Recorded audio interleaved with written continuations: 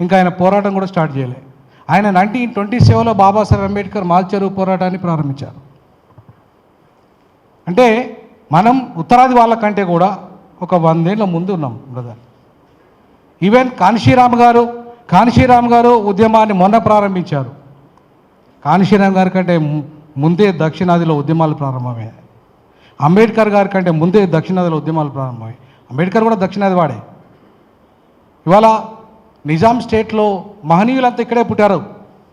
పెరియార్ నుండి మొదలుకుంటే పూలే, అంబేద్కర్, ఇవాళ నారాయణ గురు, అలా అయోధ్య దాస్, వీళ్ళంతా కూడా దక్షిణాది వాళ్ళే ఎక్కువ ఉన్నారు. కాన్షీరామ్ గారే వీళ్ళ స్ఫూర్తితో ఉద్యమం నడిపాడు. వీళ్ళందరూ స్ఫూర్తిని తీసుకున్నాడు కాన్షీరామ్ గారు. ఆయన ఉత్తరాది వాడు అయినప్పటికీ కూడా. సో కాబట్టి దక్షిణాదిలో ఉద్యమం రాలేదు, బహుజన ఉద్యమం రాలేదు అనేది చాలా శుద్ధ తప్పు. దక్షిణాది నుండే బహుజన ఉద్యమం మొదలైంది. దక్షిణాది నుండే సామాజిక విప్లవం పోరాటాలు మొదలైనాయి. దక్షిణాది నుండే పునాది పడ్డది కుల నిర్మూలన. ఈ దేశంలో మొదటిసారిగా కుల నిర్మూలన ఒక రాజకీయ పార్టీ ఎజెండాలో ఉందంటే అది జస్టిస్ పార్టీ ఎజెండాలో మొదటి ఎజెండాలో ఉంది. జస్టిస్ పార్టీ మొదటి కుల నిర్మూలన. ఈ దేశంలో ఏ పార్టీకి లేదు కుల నిర్మూలన ఎజెండా. చివరికి బీఎస్పీ కూడా కుల నిర్మూలన చెప్పింది కానీ రాజకీయ మేనిఫెస్టోలో పెట్టలే. కానీ 1920లోనే పెరియార్ నేతృత్వంలో కుల నిర్మూలన ఎజెండాని జస్టిస్ పార్టీ అమలు చేసే ప్రయత్నం చేసింది. సో కాబట్టి ఉత్తరాది కంటే దక్షిణాది చాలా ప్రోగ్రెసివ్. కాబట్టి మనం చరిత్రను మనం తెలుసుకోకపోవడం వల్ల, మన చరిత్రను మనము ప్రజలకు వివరించకపోవడం వల్ల మనం అధికారంలోకి రాలేకపోతున్నాం. ఎందుకు ఇవాళ ఆర్కృష్ణ గారు బీసీలకు రాజకీయ రిజర్వేషన్లు కావాలని ఉత్తరాది మీద ఆధారపడుతున్నాడు? ఎందుకు మందకృష్ణ మాదిగా వర్గీకరణ కావాలని ఉత్తరాది మీద ఆధారపడుతున్నాడు? ఎందుకు మిగతా సామాజిక రిజర్వేషన్ల పోరాటాల గురించి మాట్లాడుతున్నారు? అంతా ఉత్తరాదిలో దగ్గరికే పోతున్నారు. కాంగ్రెస్ అయితే కాంగ్రెస్, బీజేపీ అయితే బీజేపీ. అరే దక్షిణాదిలో 230 సీట్లు ఉన్నాయండి. మన నిజాం స్టేట్లో 230 సీట్లు ఉన్నాయి. మనం ఎందుకు దక్షిణాదిలో ఉన్న 230 సీట్లను మనం కబ్జా చేయలేకపోతున్నాం? ఎందుకు మనం భాష, కులం, మతం ఇవన్నిటి మనకే కావాలన్నా వాళ్ళకి లేవా? ఉత్తరాది వాళ్ళకు ఒక హిందీ భాషే ఉన్నదా? ప్రతి రాష్ట్రంలో వాళ్ళ ప్రాంతీయ భాష ఉంది.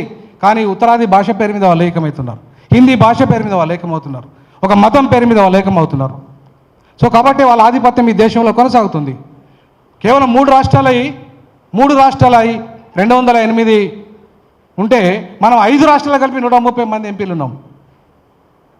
మరి వాళ్ళు గద్ద ఎందుకు యూపీని ఎందుకు విభజించలే వాళ్ళు? ఏపీని మాత్రం ఎందుకు విభజించిన వాళ్ళు?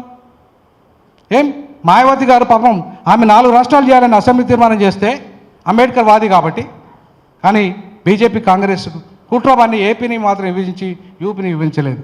సో కాబట్టి మన ప్రాంతాన్ని అణిచివేసే విధంగా వాళ్ళ నిర్ణయాలు ఉంటున్నాయి. మన ప్రాంతాన్ని దెబ్బకొట్టే విధంగా వాళ్ళ నిర్ణయాలు ఉంటున్నాయి. అంటే అక్కడ బహుజనుల నిర్ణయాలు కాదు, అక్కడున్న ఆధిపత్య కులాల నిర్ణయాలు ఉంటున్నాయి. కాబట్టి ఈ అంశాలని మన ప్రజలకు తెలియజేసి దక్షిణాది పోరాటం అంటేనే సామాజిక న్యాయ పోరాటం. ద్రవిడ ఉద్యమం అంటేనే it is a model of social justice. 1951లో మొదటి రాజ్యాంగ సవరణ జరిగింది. ఎవరి వల్ల జరిగింది? పెరియార్ పోరాటం వల్ల జరిగింది. అప్పటికి బాబాసాహెబ్ అంబేద్కర్ బతికే ఉన్నాడు. రిజర్వేషన్లు మొదటిసారిగా కింది కులాలకు కూడా ఇవ్వాలనే సవరణ, విద్యా ఉద్యోగ రంగంలో రావాలనే సవరణ, మొదటి రాజ్యాంగ సవరణ జరిగింది పెరియార్ పోరాట ఫలితంగానే. మరి జిల్కర్ సినన్న ఆ విషయాలు తెలుసు అవన్నీ. కాబట్టి ఇక్కడ జరిగిన సామాజిక విప్లవ పోరాటాలు రాజకీయ విప్లవ పోరాటాలుగా మారాలి. తమిళనాడులో డిఎంకే మారినట్టుగానే ఆంధ్రలో, తెలంగాణలో కూడా మారాలి. ఆ దిశగా విశారదన్ గారు అడుగులు వేయాలి, చిలకర శ్రీనివాస్ గారు అడుగులు వేయాలి, వీళ్ళొక మన రాజేష్ గారు అడుగులు వేయాలి. మన జేఎస్ వీళ్ళందరినీ కలుపుతుంది.